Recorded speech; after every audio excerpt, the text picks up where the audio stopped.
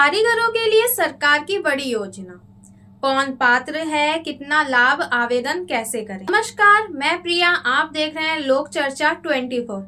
आज हम बात करेंगे प्रधानमंत्री के विश्वकर्मा योजना के बारे में। अगर आप अपने हाथों और पारंपरिक औजारों से काम करते हैं, अगर आप बढ़ई हैं, लोहार हैं, कुम्हार हैं, दर्जी हैं, राजमिस्त्री हैं या किसी पारंपरिक कारीगरी से जुड़े हैं, तो ये खबर आपके लिए बेहद ही महत्वपूर्ण है, क्योंकि केंद्र सरकार की पीएम विश्वकर्मा योजना के तहत पात्र कारीगरों को ट्रेनिंग, टूल किट के लिए सहायता, पहचान पत्र और आसान शर्तों पर लोन जैसी कई सुविधाएं मिल सकती हैं। लेकिन एक सवाल है, कौन इस योजना के लिए पात्र है, कितनी आर्थिक सहायता मिलती है, आवेदन कैसे करें और आवेदन करने के बाद क्या प्रक्रिया होती है। आज लोक चर्चा 24 पर हम आपको बताएंगे पीएम विश्वकर्मा योजना की पूरी जानकारी सरल और आसान भाषा में। पहले हम जानेंगे पीएम विश्वकर्मा योजना क्या है। सबसे पहले हम समझते हैं कि आखिर पीएम विश्वकर्मा योजना क्या है।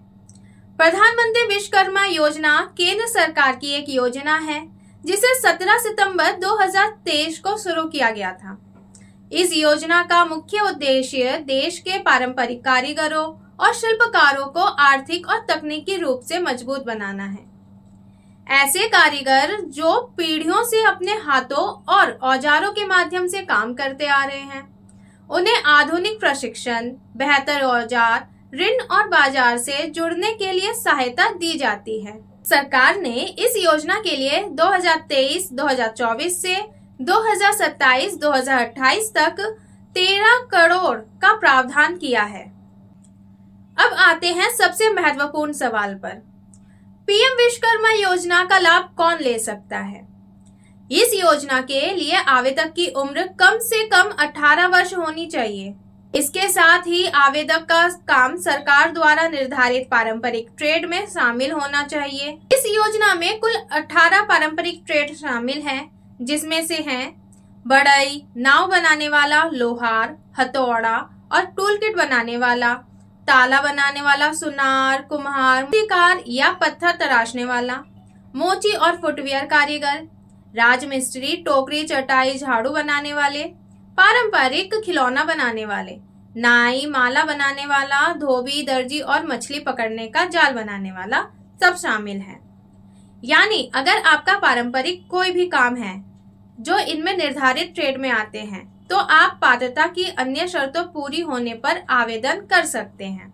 लेकिन यहाँ कुछ महत्वपूर्ण शर्तें भी हैं। आवेदक की उम्र 18 वर्ष या उससे अधिक होनी चाहिए। एक परिवार से केवल एक ही सदस्य इस योजना का लाभ ले सकता है। सरकारी सेवा में कार्यरत व्यक्ति और उसके परिवार के सदस्य इस योजना के लिए पात्र नहीं हैं। इसके अलावा पिछले 5 वर्षों में केंद्र या राज्य सरकार की समान क्रेडिट आधारित स्वरोजगार या व्यवसाय विकास योजना का लाभ लेने वाले आवेदकों पर भी पात्रता की शर्तें लागू होती हैं। हालांकि कुछ योजनाओं जैसे मुद्रा और पीएम स्वनिधि के ऋणों को पूरी तरह चुकाने वाले लाभार्थियों के लिए योजना में विशेष प्रावधान हैं। अब बात करते हैं इस योजना के सबसे महत्वपूर्ण हिस्से की, यानी लाभ।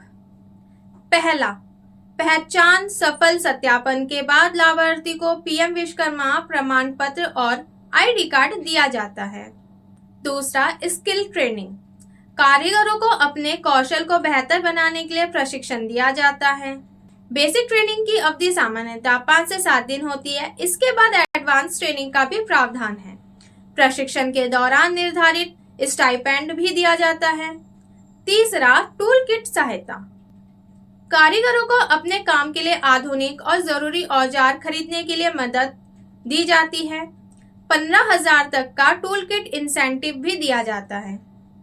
चौथा, लोन की सुविधा। इस योजना में पात्र लाभार्थियों को बिना किसी गारंटी के ऋण की सुविधा दी जाती है। पहले चरण में 1 लाख तक का ऋण उपलब्ध कराया जाता है। समय पर ऋण चुकाने और निर्धारित शर्तों को पूरी करने के बाद दूसरे चरण में 2 लाख तक का ऋण उपलब्ध कराने का प्रावधान है। इस ऋण पर रियायती ब्याज दर 5% है। ध्यान रखें, ये राशि मुफ्त सहायता नहीं बल्कि ऋण है जिसे निर्धारित शर्तों के अनुसार वापस करना होता है। पीएम विश्वकर्मा योजना सिर्फ लोन और ट्रेनिंग तक ही सीमित नहीं है। डिजिटल लेन देन को बढ़ावा देने के लिए पात्र लाभार्थियों को निर्धारित शर्तों के तहत डिजिटल ट्रांजैक्शन का प्रोत्साहन भी दिया जाता है। इसके अलावा कारीगरों के उत्पादों की ब्रांडिंग, गुणवत्ता प्रमाणपत्र, मार्केटिंग और ई कॉमर्स प्लेटफॉर्म से जोड़ने जैसी सुविधाओं का भी प्रावधान है। इसका उद्देश्य है कि स्थानीय कारीगरों के उत्पादन सिर्फ स्थानीय बाजार तक सीमित न रहे बल्कि बड़े बड़े बाजारों तक पहुंच सके। अब सबसे जरूरी चीज, आवेदन कैसे करें। पीएम विश्वकर्मा योजना के लिए आवेदन करने के लिए आप अपने नजदीकी कॉमन सर्विस सेंटर यानी CSC पर जा सकते हैं। CSC पर आपके आधार के माध्यम से बायोमेट्रिक ऑथेंटिकेशन के जरिए रजिस्ट्रेशन की प्रक्रिया पूरी की जाती है। लेकिन ध्यान रखें, सिर्फ आवेदन करना ही अंतिम मंजूरी नहीं होती। आवेदन का सत्यापन कई स्तरों पर किया जाता है। पहले ग्राम पंचायत या शहरी क्षेत्र से संबंधित अर्बन लोकल बॉडी यानी ULB स्तर पर सत्यापन होता है। इसके बाद जिला स्तर की समिति आवेदन की जांच और सिफारिश करती है। फिर निर्धारित प्रक्रिया के अनुसार स्क्रीनिंग कमेटी द्वारा आवेदन पर अंतिम निर्णय लिया जाता है। इसलिए आवेदन करते समय अपनी जानकारी सही देना बेहद ही जरूरी है। आवेदन से पहले इन बातों का ध्यान जरूर रखें। आवेदन करने से पहले ये जरूर जांच लें कि आपका ट्रेंड योजना में शामिल है या और आप सभी पात्रता शर्त पूरी करते हैं या नहीं। किसी अनजान व्यक्ति को अपना OTP, बैंकिंग पासवर्ड, पिन या संवेदनशील जानकारी बिल्कुल ना दें। योजना की जानकारी के लिए केवल आधिकारिक सरकारी पोर्टल और अधिकृत CSC केंद्र का ही इस्तेमाल करें। तो अगर आप पारंपरिक कारीगर हैं और आपका काम पीएम विश्वकर्मा योजना में शामिल 18 ट्रेड में शामिल होता है, तो ये योजना आपके कौशल को मजबूत करने और आपके काम को आगे बढ़ाने में मदद कर सकती है। लेकिन आवेदन करने से पहले पात्रता, दस्तावेज और योजना की शर्तों को जरूर जांच लें। और अगर आपको ये जानकारी उपयोगी लगी हो तो वीडियो को लाइक करें, जरूरतमंद कारीगरों को शेयर करें और कमेंट में बताएं क्या आपके परिवार में कोई पीएम विश्वकर्मा योजना का लाभ लेना चाहता है। और सरकारी योजनाओं की ऐसी ही आसान और भरोसेमंद जानकारी के लिए लोक चर्चा 24 को सब्सक्राइब करें। मैं प्रिया आपसे लेती हूँ इजाजत। धन्यवाद।